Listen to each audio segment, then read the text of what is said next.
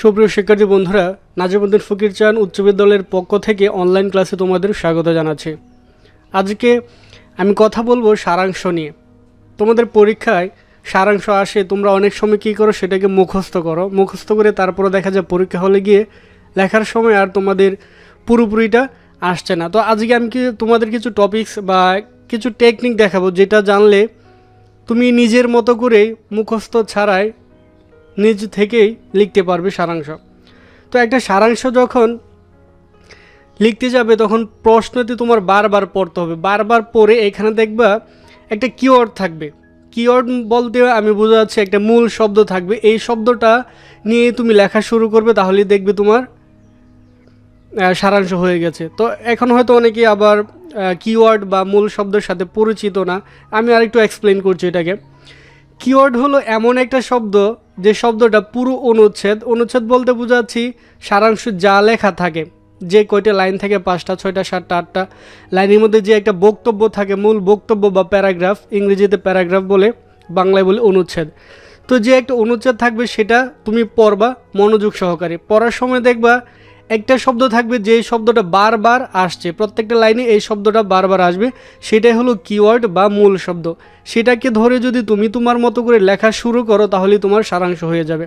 তো আজকে আমি তোমাদের প্রথমেই বইয়ের যে 2.1 নম্বর সারাংশটা আছে সেটা নিয়ে একটু কথা বলছি, এবং এখানে আমি এটা পাঠ করার পর তোমাদের একটা ক্লু দিব যে এখানে মূল শব্দ বা কিওয়ার্ড কোনটা সেটা তোমরা ধরতে পারবে না। তো চলো আমরা শুরু করি। তো এখানে দেখো বলা আছে, কোথা থেকে এসেছে আমাদের বাংলা ভাষা? ভাষা কি জন্ম নেয় মানুষের মতো, বা যেমন বীজ থেকে গাছ জন্মে তেমনভাবে জন্ম নেয় ভাষা? না, ভাষা মানুষ বা তরুর মতো জন্ম নেয় না। বাংলা ভাষাও মানুষ বা তরুর মতো জন্ম নেয়নি, কোনো কল্পিত স্বর্গ থেকেও আসেনি। এখন আমরা যে বাংলা ভাষা বলি 1000 বছর আগে তা ঠিক এমন ছিল না। সে ভাষায় এদেশে মানুষ কথা বলতো, গান গাইতো, কবিতা বানাতো।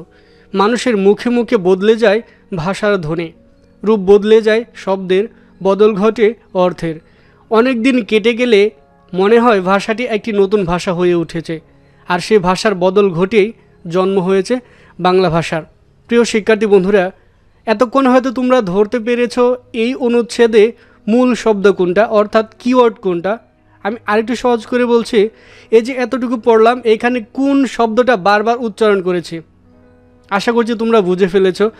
ইয়েস, আমি বলে দিচ্ছি, এই যে অনুচ্ছেদ সেটার একটা শব্দ আছে, সেটা হলো ভাষা। এই ভাষা শব্দটা বারবারই কিন্তু আমি উচ্চারণ করেছি, এবং এই ভাষা শব্দটাই এখানে বারবার এসেছে। তো আমরা যদি এটাকে একটু গণনা করি তাহলে দেখো, এটা হলো আমার পুরোটা অনুচ্ছেদ। এখানে দেখো প্রথমে এই ভাষা পেয়েছি একবার, এরপরে এখানে পেয়েছি 2 বার, এরপরে এই যে এখানে পেয়েছি 3 বার, এরপর এখানে পেয়েছি 4 বার, এরপরে এখানে পেয়েছি 5 বার, এরপরে এখানে পেয়েছি, এরপর এই যে এখানে ভাষা পেয়েছি, এরপরে এখানে ভাষা পেয়েছি, এখানে ভাষা পেয়েছি, এখানে ভাষা পেয়েছি, এখানে ভাষা পেয়েছি।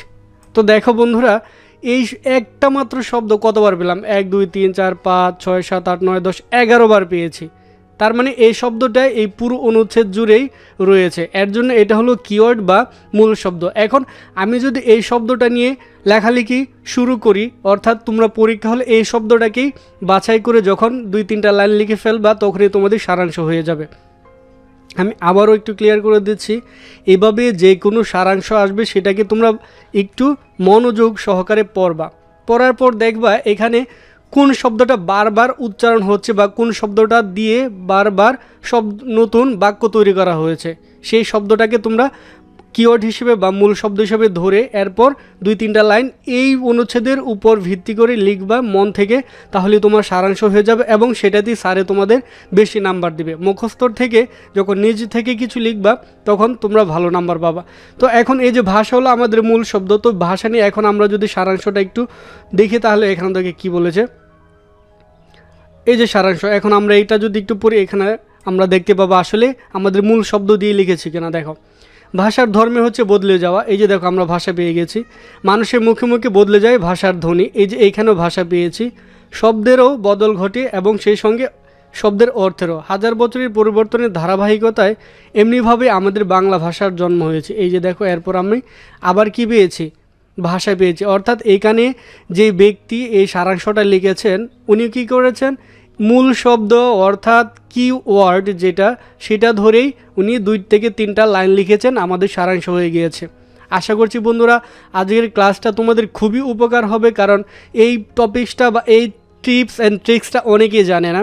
যারা জানো তারা ভালো, যারা জানো না তাদের জন্য আজকে অনেক ভালো একটা দিক বা একটা বোনাস পেয়ে গিয়েছো।